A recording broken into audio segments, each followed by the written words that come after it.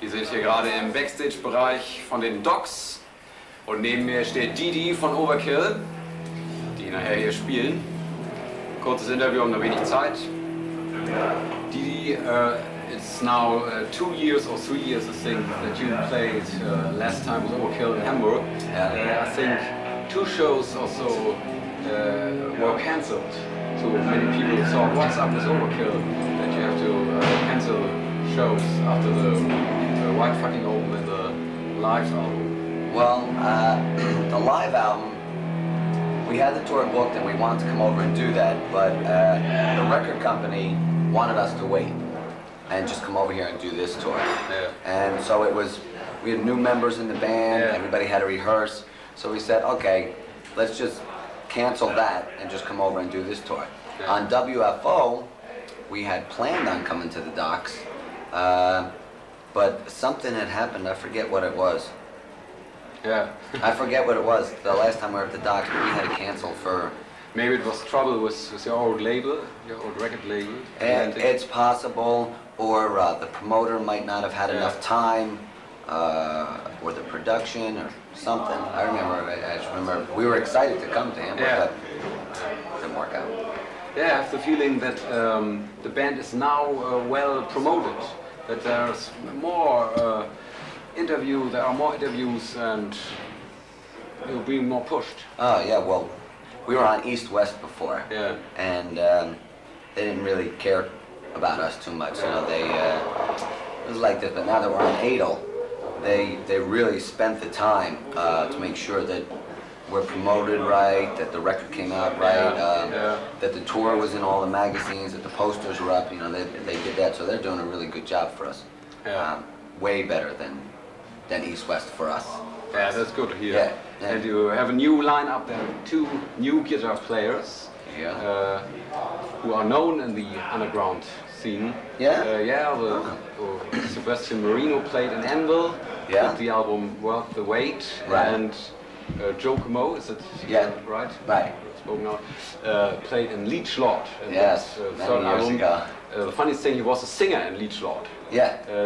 Do you know something about these bands? Does there still exist? Anvil and Leech Lord? Anvil still does. Leech Lord, no. Not for many, many years. I never even heard of Leech Lord before. Joe told me he was in Leech Lord. I never heard of him before. Anvil I knew. I've known them for many years. I know Sebastian for many years. Sebastian auditioned for us when Bobby Gustafson, our first guitar player, when he left, Sebastian auditioned for us then.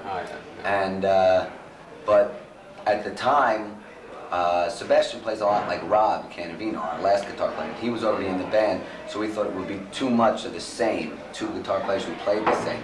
So that's why we took Merritt, because Merritt was different. So when these guys left, the first person we called up was Sebastian, and it was great. And the 2 played together in Ramrod. It's a local band in upstate New York. They still do that, I think, for fun. They play still in this band? Just here and there for fun. They try. I think they just have fun still, but you know they're on Overkill now, so that takes up a lot of time. I think what I think is that Overkill is still the image of a band. It's not a solo project from DD or from Blitz. Right. Although you have many lineup changes. Yeah, well, we always try and, you know, for many years now, I write all the music. And Blitz writes all the vocals. But, you know, we don't put that on the record. And we let everybody contribute, you know, with sound, an arrangement. We want it to be a band. You know, and me and Blitz and the other guys, you know, we want it to be a group. And Tim, our drummer, has now been with us for 4 records now, so he's been with us for a while now. Sebastian and Joe, we'll see if they turn into psychos on us, or whether they're okay. And the new album, what would you say? Is it different when you see all the other albums that you did? I think it's the 8th studio album now. I don't know. That's not for me to say. You'd be able to tell me better, or the kids would be able to tell us better. You know, I like all of them. You know, I try and do different things with every record.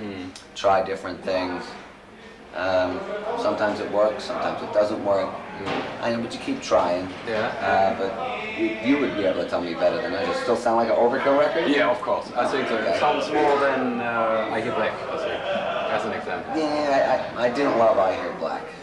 I think there are cool songs on I Hear Black, but it's a little bit more experimental. Yeah, that's, well, when we did that record, that's what it was, that's what we wanted. We really wanted, we were experimenting with different things, trying different sounds, different songs. Some of it worked, some of it didn't. Are there maybe new influences? Many bands today are influenced by hardcore and rap in the metal scene. Yeah, not us. No. Still pure metal. Yes, definitely. I was surprised with the WFO album. There was, in the advertisement mentioned, pure hardcore or so. Maybe hardcore. No, it's not hardcore. I mean, I don't listen to any rap stuff at all. None of it. I hate it. And hardcore, some hardcore stuff. Some's not bad. Some death metal I like. Mostly just metal bands. I'm not that open-minded to other kinds of music like this here. I don't know what the fuck this is. I don't know. I like metal bands. Even at home, that's what I listen to. Almost all the time. And what do you think of the metal scene today? Has it changed? Has it changed since the beginning? Oh God, yeah, it does. It changed a lot. It's just, you know, it goes full circle. Everything, you know, right now it's that 60s kind of stuff, and I'm just getting high and smoking pot and all this other crap. And, you know, then, like, some of the punk is starting to come around now. Even, like, the Green Day and stuff like that becoming popular. I think what's going to happen next is glam bands are going to come back.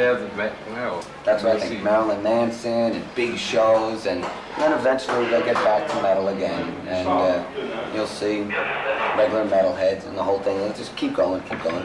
It always does. It always does.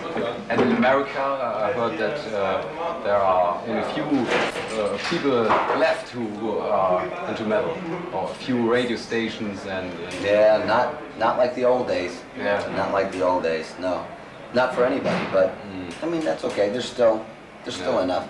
We were talking to a friend of ours about doing something with Anthrax. Us and Anthrax. We did a tour. The first tour we ever did here was 10 years ago, Metal Hammer Roadshow. We were there. Oh, you were there? And we thought about doing an anniversary tour, maybe this summer, with Anthrax and us doing Europe and Germany, and we'll see what we can do. Yeah, that would be fun. Because we toured with them on Metal Hammer Roadshow and have never done another show. Never. So it would be fun, you know, after 10 years to get back together. Both bands can come from New York, I think. That's right. Although I think a bunch of them live in LA now, so.